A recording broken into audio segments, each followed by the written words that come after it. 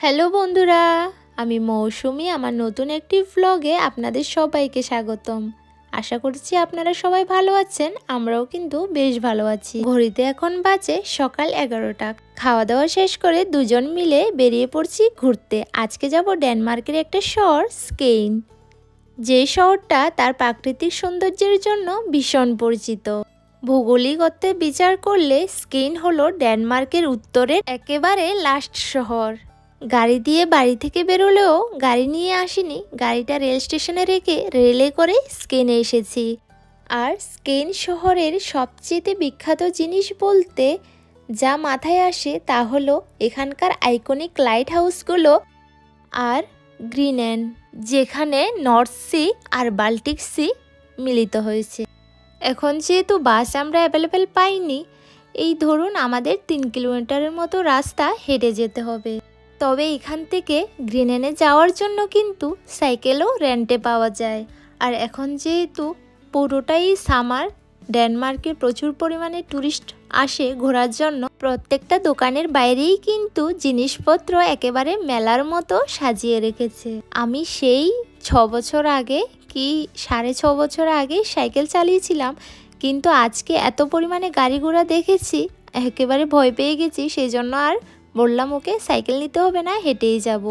যাওয়ার পথে আবার আমাদের দেখা হয়েছে এই যে গ্যালারি টাওয়ার, তবে এটার উপরে ওঠার অ্যাক্সেস নেই। শুধু ওই যে ফার্স্ট ফ্লোরটাই হয়তো বা এক্সিবিশনের জন্য খোলা আছে।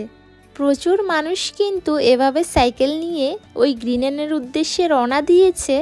আর শুধু আমরা যে হেঁটে যাচ্ছি তা না, আমাদের সাথে সাথে আরও অনেকেই কিন্তু হেঁটে হেঁটে যাচ্ছে। তবে যেখান থেকে সাইকেল নেওয়ার কথা ছিল সেখানে কিন্তু ওই যে মেন রোডের সাথেই সাইকেলের রাস্তা ছিল, সেজন্যই ভয় পেয়েছিলাম। তবে যতই গ্রিনেনের কাছাকাছি যাচ্ছি সেখানে আবার দেখতে পাচ্ছি সাইকেলের জন্য আলাদা রাস্তা। আর এটা দেখে মনে মনে ভাবছি সাইকেল নিলেই মনে হয় ভালো হতো। শহরের তুলনায় এই সাইডটাতে এত জোরে হাওয়া দিচ্ছে, মনে হয় সমুদ্র কাছে, সেজন্যই আমার তো মনে হচ্ছে আমাদের দুজনকেই হাওয়া ঠিক ওই পাশে উড়িয়ে নিয়ে যাবে। অনেক দূর পথই আমরা অতিক্রম করে ফেলেছি, তবে এটা কিন্তু আমাদের গন্তব্যস্থল না।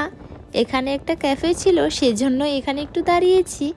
আর দাঁড়াতেই দেখতে পেলাম ওই যে দূরে জাহাজগুলো একে অপরের পেছনে লাইন দিয়ে নিজেদের গন্তব্যের দিকে ছুটে চলেছে। আবার দেখুন, দুটো বড় জাহাজের মাঝামাঝি একটা করে ছোট জাহাজও আছে আবার। তো চলুন যাই, ক্যাফেতে গিয়ে দেখি খাওয়ার জন্য কিছু পাই কি না।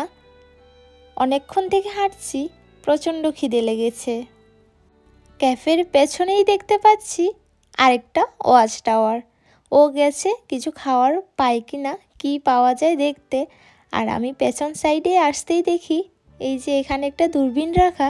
দাঁড়ান, এগুলো বাচ্চাগুলো দেখে নিক, তারপর আমিও দেখব। আর যতবারই আমি এই যে ওয়াচ টাওয়ারটার দিকে তাকাচ্ছি, ততবারই আমার মনে হচ্ছে ওয়াচ টাওয়ারটা যেন বাতাসে নড়ছে। আসলে এটা তো নড়ছে না, মেঘগুলো যাচ্ছে, সেজন্যই মনে হচ্ছে এটাও বাতাসের সাথে সাথে নড়ছে। দূরবীনটা দিয়ে যখনই ওদিকটায় তাকালাম, তখন ওই যে আগে দেখিয়েছিলাম ছোট বড় জাহাজগুলো কিন্তু এবার ভালোভাবেই ক্লিয়ার বোঝা যাচ্ছে। আমি দেখার পরপরই ও এসেছে দেখতে, আর আমাকে বলল এখানে খাওয়ার মতো তেমন কিছুই নেই, মানে আমাদের খাওয়ার মতো, সেজন্যই আর এখানে কিছু খেতে পাবো না। ক্যাফের সাথেই আবার রয়েছে ছোট একটা দোকান, যেটার মধ্যে রয়েছে স্কেইনে মানে গ্রিনেনে যা যা দেখতে পাওয়া যায় সব কিছুরই স্ট্যাচু বিক্রি হচ্ছে। তাছাড়া ঘর সাজানোর অনেক জিনিসপত্র, আর ওই যে বললাম লাইট হাউসগুলোরও স্ট্যাচু রয়েছে, যার দাম প্রায় 1000, 1500, 2000 এমন করে ছিল। আমাদের দেশে যেমন পর্যটন কেন্দ্রগুলোর বাইরে অনেক কিছু কিনতে পাওয়া যায়, এখানেও কিন্তু ঠিক সেম। স্ক্রিনে একজন স্কেইন সম্বন্ধে বিস্তারিত বলে যাচ্ছেন। তো চলুন যাই এবার। খাওয়ার জন্য কিছু পেলাম না, চিপস আর কিছু আইসক্রিম নিয়ে নিয়েছি। খেতে খেতে চলে আসলাম একেবারে গ্রিনেনে। এখান থেকে টিকিট কেটে বাসে চেপে তারপর যেতে হবে আমাদের মেইন গন্তব্যস্থলে। আমরা যেই বাসে চেপে যাব সেটা পেছন থেকে বাস মনে হলো, সামনে যে জায়গাটায় চালক বসবে সেই জায়গাটা দেখতে একেবারে ট্রাক্টরের মতো।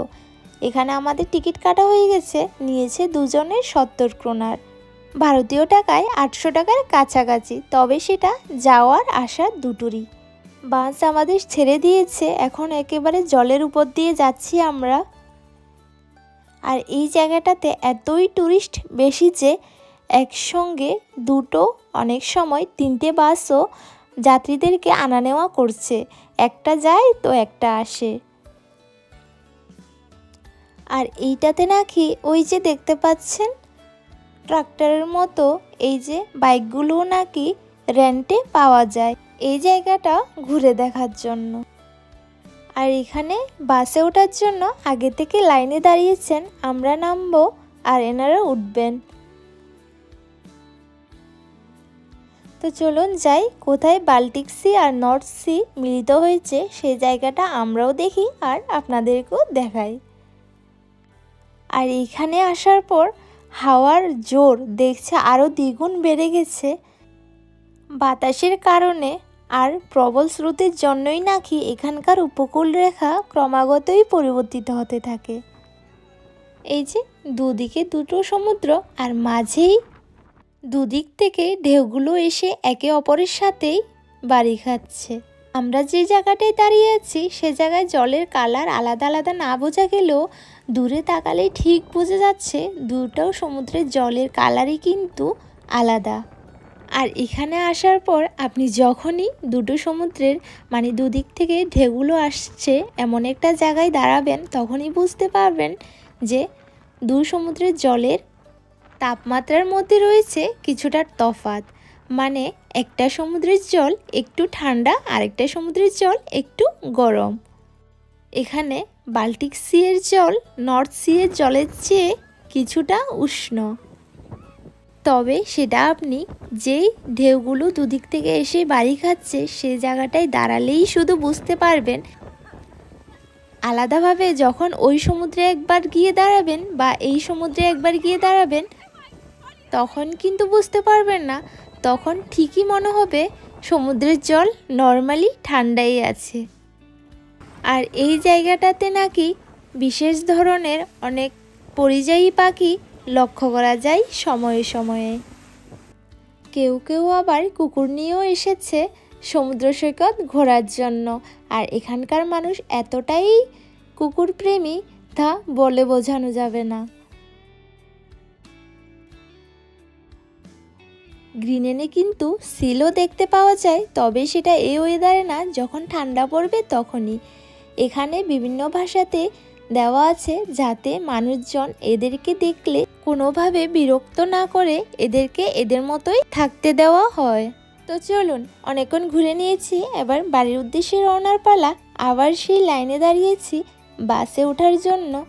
আর ওই যে দূরে দেখতে পাচ্ছেন দুজন মানুষ একটা কিছু টেনে নিয়ে যাচ্ছে, সেটাতে আছে তাদের কুকুর। এখানকার মানুষ প্রায়ই কুকুর নিয়ে ঘুরতে বেরোয় আর এভাবে ডগ সিটারগুলোতে কুকুরকে বসিয়ে ঘুরে বেড়ায়।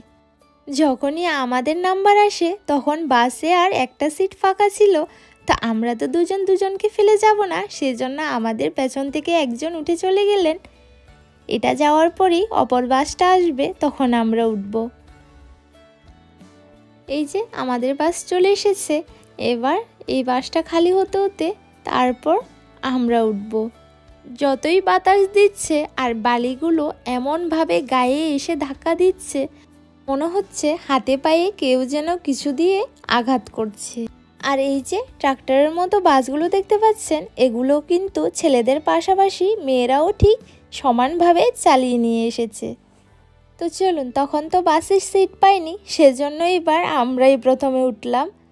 বাস থেকে নেমেই সঙ্গে সঙ্গে কিছু খেতে হবে, এতটা খিদে পেয়েছে আর থাকতে পারছি না। এই যে বাস থেকে নেমে পড়লাম, ও গেছে কিছু খাওয়ার আনতে, এখানে পেয়ে যাব মনে হচ্ছে।